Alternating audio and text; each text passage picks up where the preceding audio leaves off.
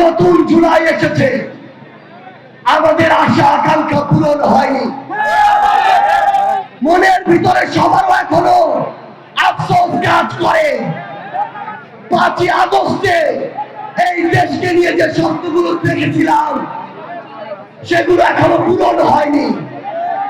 কিন্তু যে শহীদরা আমাদের ডাকে জীবন দিয়ে গেল, আমাদের যে সহযোদ্ধারা রাস্তায় নামলো, যে আহত যোদ্ধারা রক্ত দিল, তাদের ওই আমানতের কি আমরা খেয়াল করতে পারি?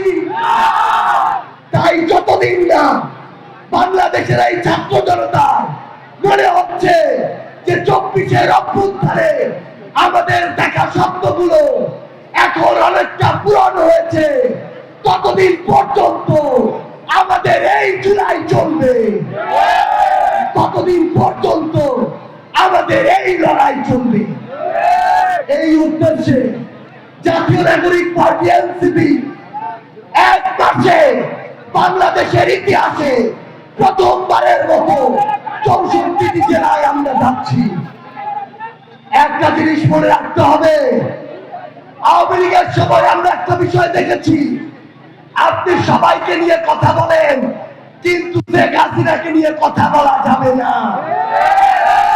শেখ হাসিনা ছিল ফেরেশতাদের উপরে আরো বড় ফেরেশতা। ঠিক এই কারণে এই শেখ হাসিনা ফেরেশতা থেকে ফেরাউন, ফেরাউন থেকে স্বৈরাচার হয়ে উঠেছে। আগামীর বাংলাদেশে যত বড় দল হোক, যত বড় নেতা হোক, যত বড় নেত্রী হোক, কাউকে প্রশ্নের ঊর্ধ্বে রাখা হবে না। বাংলাদেশের প্রশাসন ক্যাডার থেকে পুলিশ ক্যাডার, ডিসি থেকে এসপি, ওসি থেকে ইউএনও, সবাইকে একটা কথা স্পষ্ট করে বলে রাখি, যদি আপনি জেলা উপজেলার ডিসি এসপি হয়ে উঠতে পারেন, ওসি ইউএনও হয়ে উঠতে পারেন, তাহলে ভালো। যদি আপনি কোন দলের হয়ে উঠেন, তাহলে আওয়ামী লীগের সময়ের কথা মনে করুন, আপনার পরিণতি ওই একই রকম হবে। বাংলাদেশে দলের দালাল, দলের চাটুকার, দলের তোষামতকারী কোন আমলার আর জায়গা হবে না।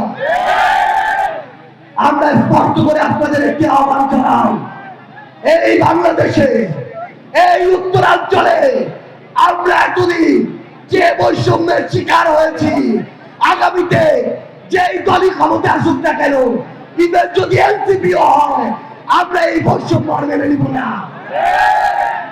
আমরা স্পষ্ট করে আপনাদের একটি আহ্বান জানাই, যে চাঁদাবাজ তার সবচেয়ে বড় পরিচয় সে চাঁদাবাজ, যে দখলদার তার সবচেয়ে বড় পরিচয় সে দখলদার, যে সিন্ডিকেট চালায় তার সবচেয়ে বড় পরিচয় সে রক্তচোষা, যে মাদকের ব্যবসা করে তার সবচেয়ে বড় পরিচয় সে আমার দেশ ধ্বংসকারী।